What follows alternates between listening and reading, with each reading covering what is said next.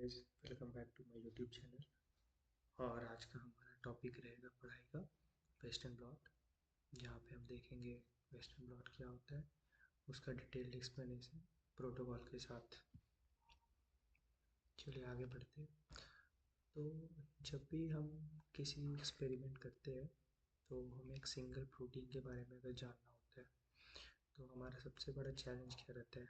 To find a single protein in a sea of thousands of proteins. A typical cell lysate contains thousands of different proteins. Western blotting is a powerful technique designed to isolate, identify, and quantify one specific protein of interest from this complex mixture. तो हमें कोई specific protein of interest चाहिए होता है, और एक cell lysate में क्योंकि बहुत सारे डिफरेंट टाइप्स ऑफ प्रोटीन होते हैं तो वेस्टर्न ब्लॉट के थ्रू हम लोग स्पेसिफिक प्रोटीन को आइसोलेट कर सकते हैं और उसको क्वांटिफाई कर सकते हैं। यहाँ पे आप देख सकते हैं जैसे कि कॉम्प्लेक्स लाइसेट है, उससे हमें टारगेट प्रोटीन आइडेंटिफाई कर सकते हैं।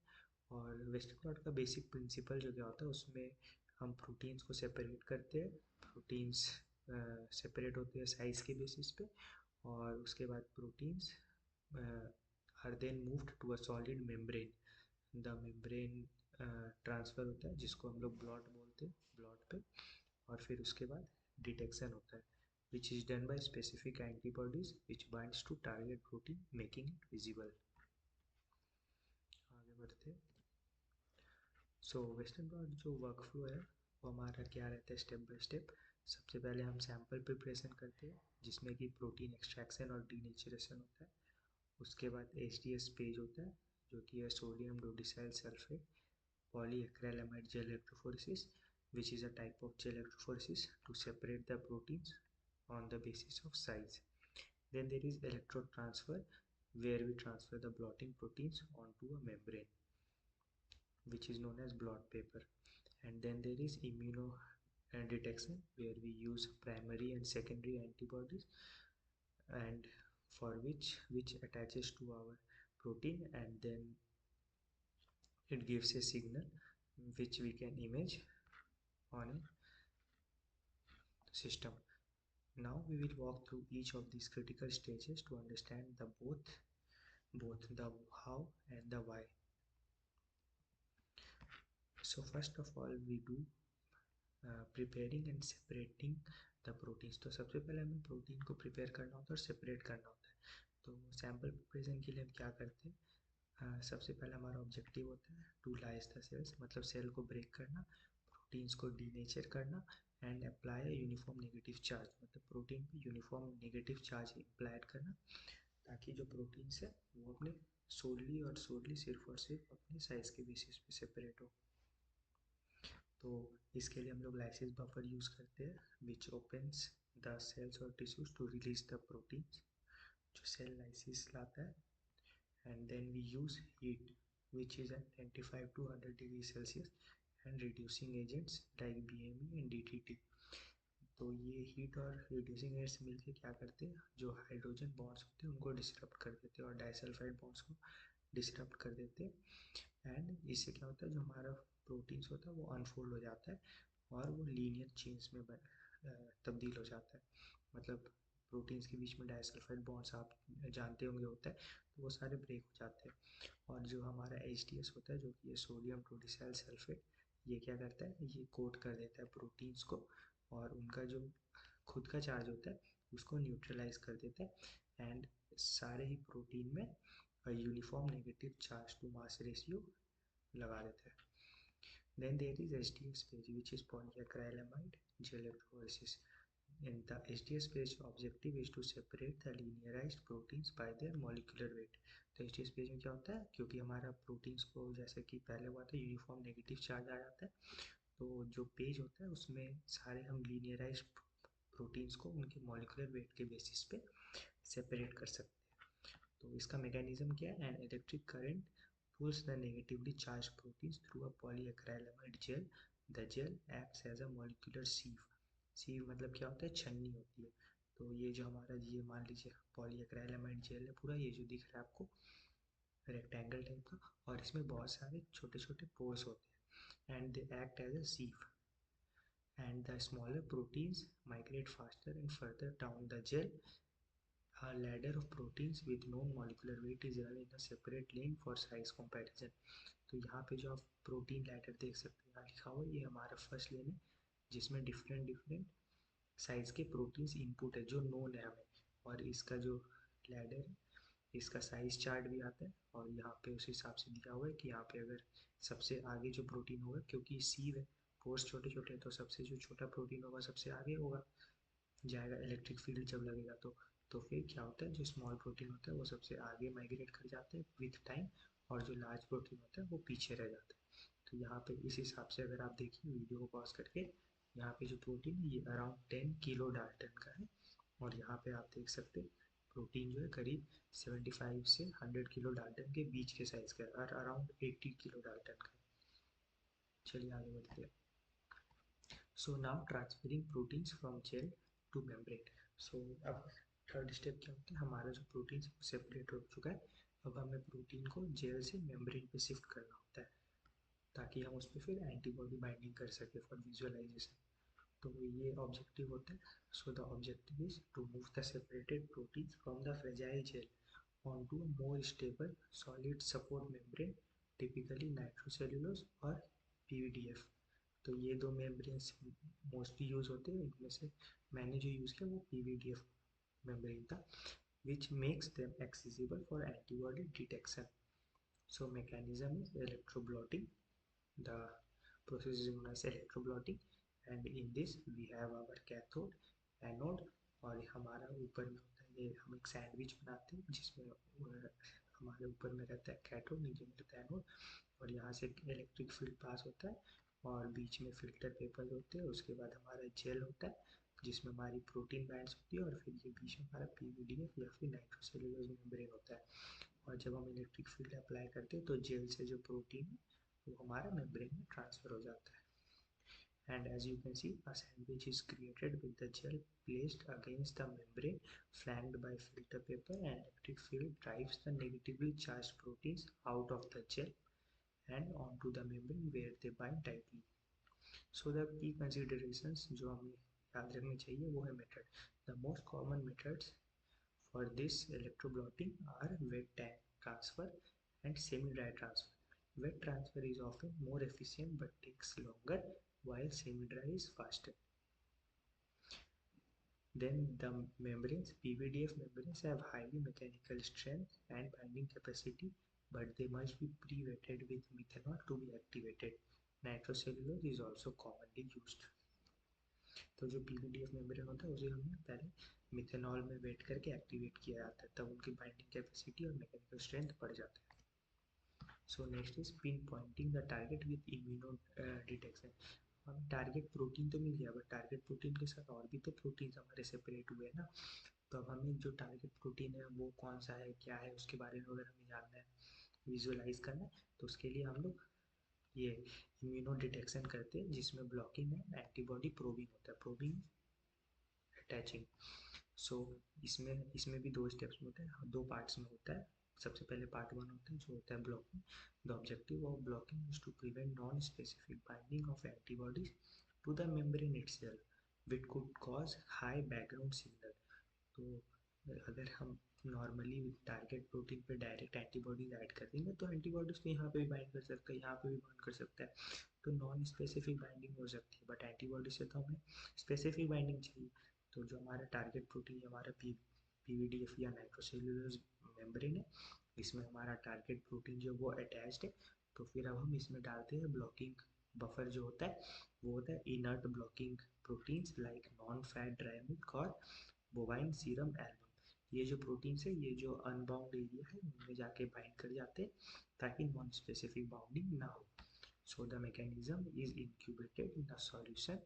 The membrane is incubated in a solution of inert proteins like non-fat dry milk or bovine serum albumin that coat all unoccupied surfaces, as you can see here. Then the part 2 is our antibody probing. The antibody probing has two steps. The first one is addition of primary antibody. The membrane is incubated with a primary antibody that is specific to an epitope on the target protein, unbound antibody is washed away. तो first of all हम primary antibody add करते हैं हमारा जो membrane होता है उसके ऊपर, और फिर क्या होता है जो प्राइमरी एंटीबॉडी होता है it is specific to the epitope of the target protein. ये टारगेट प्रोटीन के एपिटोप के स्पेसिफिक होगा और ये टारगेट प्रोटीन से जाके बाइंड करेगा। उसके बाद फिर जो अनबाउंड एंटीबॉडी उसको हम वॉश अवे कर देते हैं। फिर उसके बाद स्टेप 2 आता है, स्टेप बी आता है एडिशन ऑफ सेकेंडरी एंटीबॉडी। तो the membrane is then incubated with a secondary antibody which recognizes and binds to the primary antibody. This secondary antibody is conjugated to an enzyme, typically horseradish peroxidase. तो हमारा secondary antibody ये हमारा primary antibody के specific होता है। इसका जो ये वाला रीजन होता है कांस्टेंट रीजन, इसके स्पेसिफिक होता है हमारा सेकेंडरी एंटीबॉडी। सेकेंडरी एंटीबॉडी के साथ हमारा एक एंजाइम कॉन्जुगेटेड होता है, मतलब अटैच्ड होता है, which is known as HRP horseradish peroxidase. So this two-step process amplifies the signal as multiple secondary antibodies can bind to a single primary antibody. Thorough washing between steps is critical. So सबसे पहले हम जब blocking करते हैं उसके बाद भी हमें वॉशिंग करनी चाहिए। एंटीबॉडी में जब हम प्राइमरी एंटीबॉडी डालते हैं तब भी वॉशिंग करनी चाहिए और सेकेंडरी एंटीबॉडी के बाद भी वॉशिंग करनी चाहिए, ताकि हमारा अननेसेसरी बैकग्राउंड नॉइज ना आए।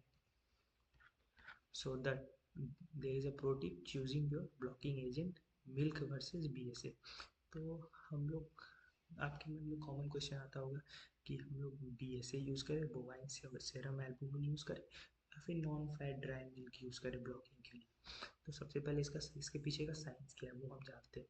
तो जो BSA होता है, जो बोवाइन सीरम एल्बुमिन होता है, ये एक सिंगल प्रोटीन होता है 60 किलो डाल्टन का। और जो हमारा मिल्क होता है विच इज़ ये हमारा होता है complex mixture of protein of all sizes like casein etcetera, मतलब बहुत तरह के अलग अलग मिक्सचर के प्रोटीन्स होते हैं।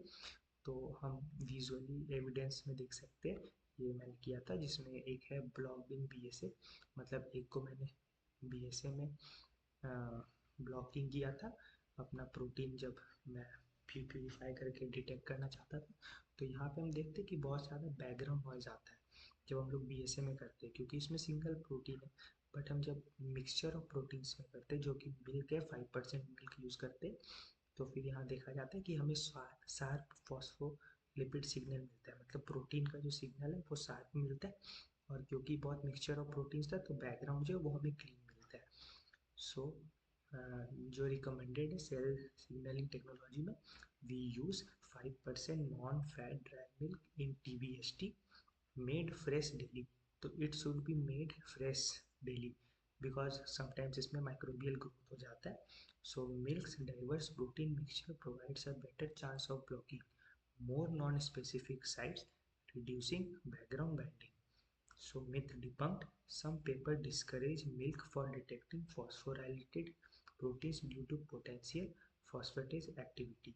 However, in-house testing SCST shows no negative effects on phospho signal when the milk buffer is used fresh.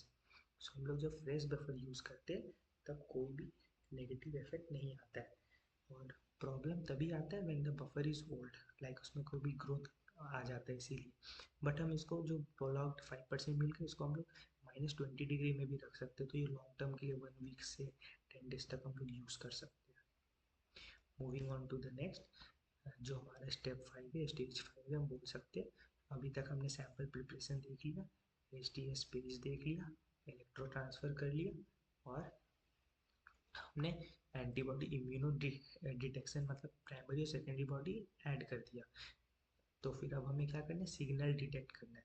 जो आपको याद होगा कि हमने हॉर्स रेडिस पेरोक्सिडेज एंजाइम लगाई थी अपने सेकेंडरी एंटीबॉडी पे, उसका यूज़ अब आएगा। So making the invisible visible with signal detection. तो अभी तक आप अगर सीट देखोगे तो आपको कुछ समझ में नहीं आएगा। वो जो हमारा मेम्ब्रेन है PVDF का, उस पर अगर आप अपने नेकेड आई से देखोगे तो आपको कुछ समझ में नहीं आएगा।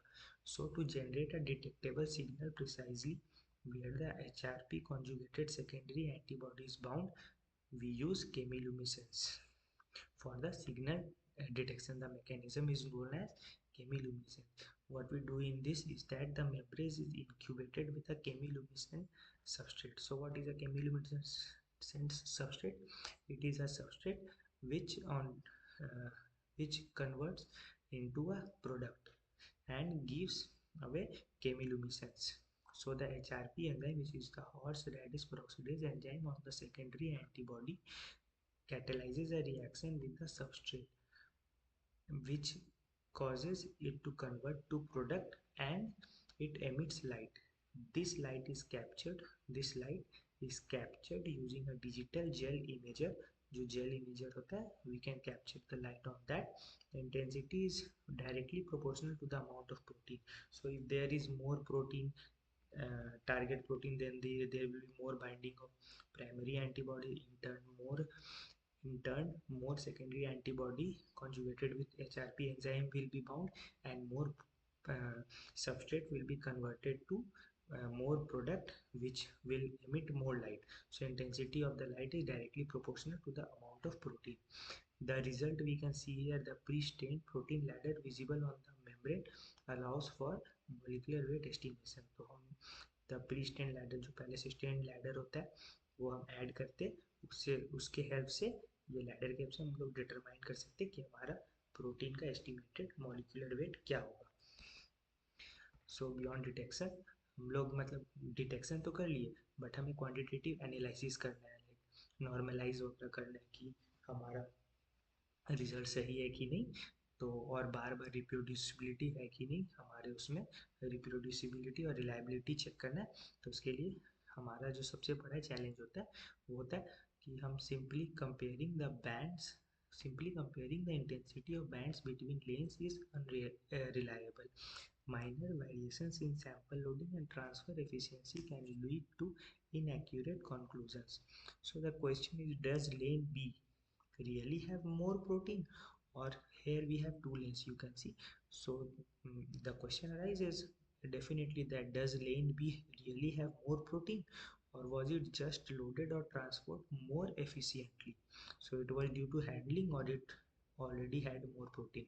So the goal of normalization is to obtain reliable and reproducible quantitative data that reflects true biological differences, not technical artifacts.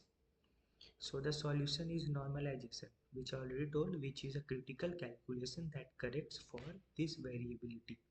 It involves using an internal loading control, typically a consistently expressed housekeeping protein like GAPDH or beta tubulin. So हम normalisation के लिए housekeeping gene use करते हैं. जो housekeeping gene होता है, जो मतलब हर सेल्स के लिए एकदम नेसेसरी होता है, and it should be present in every cells. Like we have GAPDH. GAPDH कहाँ पे हमारा यूज़फुल होता है, जैसे हमारा जो ग्लूकोज का ब्रेकडाउन होता है तो ये वाला एंजाइम यूज़फुल होता है, उसमें आपने ग्लाइकोलाइसिस जो पढ़ा होगा, तो इट इज़ वेरी एसेंशियल. तो any essential protein which is present in all cells is use for normalization to create a correction factor for each lane. Like here is our, for example, target protein, which take it for example as PARP, and here is our housekeeping protein GAPDH. So we can normalize on the basis of the GAPDH